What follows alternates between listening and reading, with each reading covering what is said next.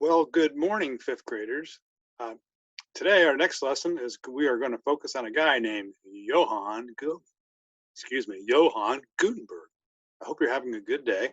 Uh, your video clue for this week is the picture behind me. If you can figure out where this place is, uh, it's a city, and it is not in the Americas. Not in the Americas. So if you can identify the city, the name of this place, you'll email me that answer by Friday, and I'll give you extra credit if you get it correct.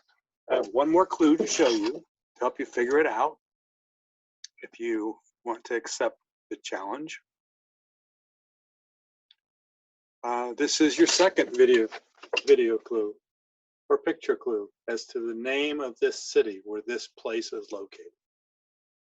And as we talk about this guy, Johann Gutenberg, today, I'm hoping you'll be able to figure it out anyways. I think you'll be able to figure it out. So to begin with today, we're going to start with our social studies book.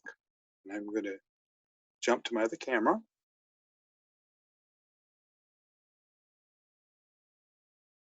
And here's your social studies book. So I brought mine home. Wish you had one there, but you don't. It's your house.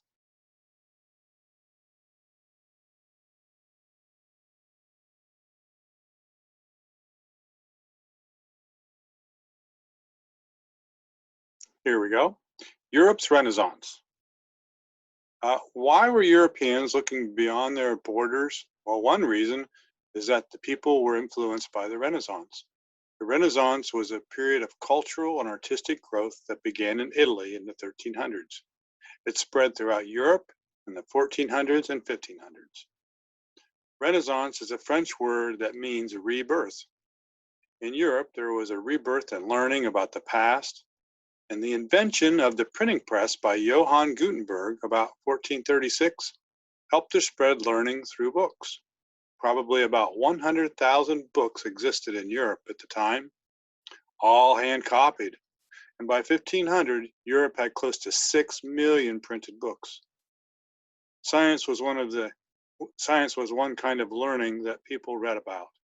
New knowledge about science encouraged people to try new ideas, new inventions, and new inventions enabled them to explore places that were new to them. So I want to go back up and I want to look at these numbers.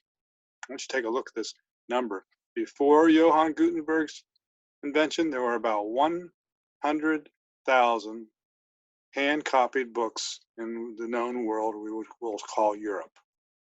Not that many books. Just in our classroom at school alone, we have 1,000 just in my class, and I'm not even your reading teacher. If you go to the Newark Public Library, they would have 100,000 books in their building, and you've probably been there before. But after Johann's invention, 50 years later, well, Europe has close to 6 million printed books. So I want you to take a look at these numbers and think about it. Excuse me. In the year 1436, in Europe, there were 100,000 books. 50 years. This number lasted a long time.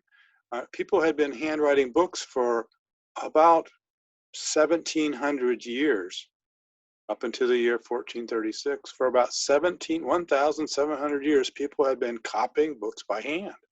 So there just weren't that many of them. But 50 years after Johann's invention, there were then 6 million books in Europe. That's kind of an explosion of knowledge. Just think about that number. Before his invention, 100,000. After 50 years afterwards, 6 million. That means the number of books in Europe multiplied 60 times. It grew by 60 times. That's a crazy number. It's something to think about. So Johann's invention changed the way people lived, because now so many more people had access to knowledge. Would you open your packet up with me now?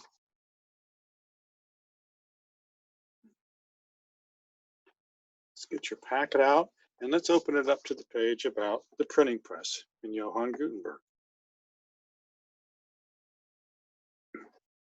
Here it is, and on the left, there's a timeline. and you use the timeline over here. Most of your questions can be answered with the timeline. And some of them can be answered with what we talked about last week. So let's go ahead and start with, look at 1398, Johann Gutenberg is born in Mainz, Germany. Let's look at number 1. How were books made before printing press was invented? Well, go ahead and write it down together. All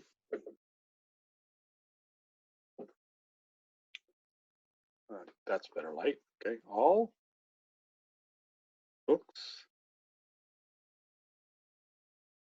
were copied by hand. A slow process. It would take such a long time to make a book. Number 2, how long did it take to make a book before the invention of the printing press? Well, we talked about that in our lesson. The answer would be several months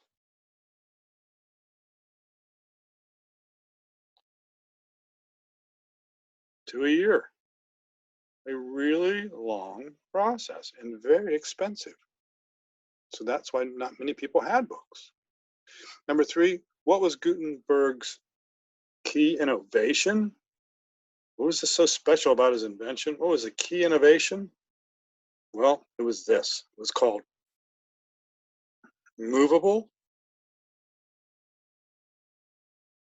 metal type. And that word type could be interchanged with letters.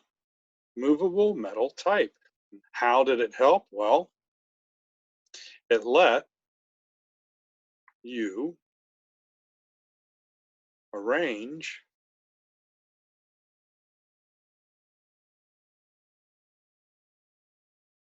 letters into rows. And once you got all these letters where you wanted them in place, well, then you can make hundreds of copies of that design that you created with these movable letters. Number 4, what were the first books Gutenberg printed? Well, I'll go over and use your timeline. He's born in 1398. 1440, he displays his first printing press, but no books yet.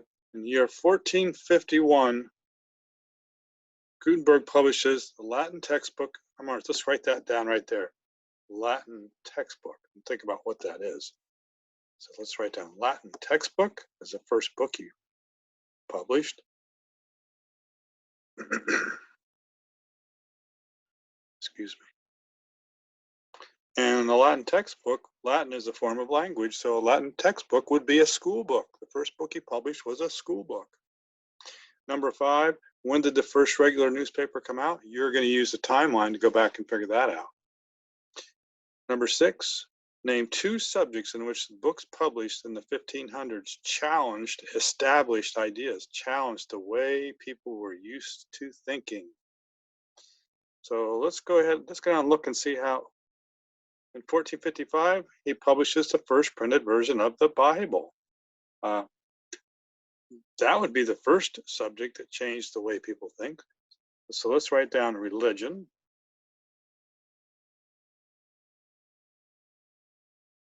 Now that Gutenberg was making many, many, many copies of the Bible, that meant more and more people could read the Bible for themselves to decide what they thought. Instead of having someone else tell them what to think, they could read it for themselves. Let's look down and look for another subject that Gutenberg invention introduces a challenge to the way people are used to thinking. In 68, he dies. And in 75, someone uses his machine to make an English language book. And in 1501, the Pope of the Catholic Church begins to censor what kind of things can be printed. You're not allowed to just print anything anymore because there's too many printing machines printing too many things. And in 1520, a guy named Martin Luther publishes 3 books about religion. That's what they were about. And then finally in 1543, this guy named Copernicus, he's a famous scientist. So there's your clue for number 6. This scientist publishes his astronomical theories. This theory is about how the Earth and the Sun and the Moon all move around in space. So number 6, name 2 subjects. Well, it's going to be religion and it's going to be science. Number 7, how were people able to learn from books in ways that they couldn't before the printing press was invented? Well, average, how did it change? Well, average, after the invention of the printing press, average people now had access to knowledge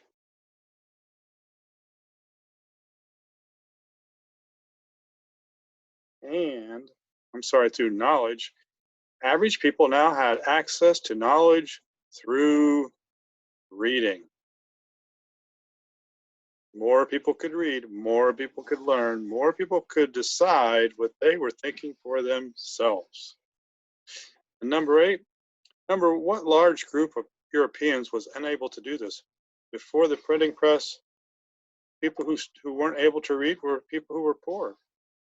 And even after the printing press, books were getting much cheaper, but still the poorest of the poor people, they just did not have access to this information, to these new books, only because they weren't that cheap yet. They were much, much, much, much, much cheaper, but not that cheap. So I'd like you to go ahead and answer questions 9 and 10. Do those on your own.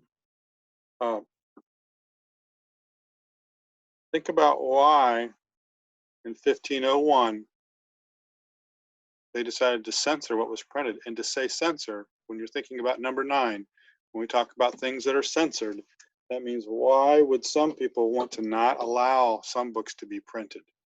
So you think about that as you answer number 9 and then answer number 10. And when you're all done, I'd like you to take time and go back to, when you're all done, take time and go back and finish your, take your quiz from your lesson about the printing press. And if you've already taken it, you're allowed to go. All right, when you finish your questions, feel free to go back and, sorry, my video was cutting in and out on me. When you're finished with your questions, then go back, and it'd be a good time to take your quiz that I gave you. And if you want to retake that quiz, especially with your packet, now that you've got some answers, you'll probably do quite a bit better.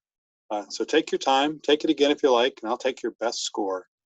Hope you're having a good day, and look forward to seeing you next time at our next Zoom meeting. Take care. Bye-bye.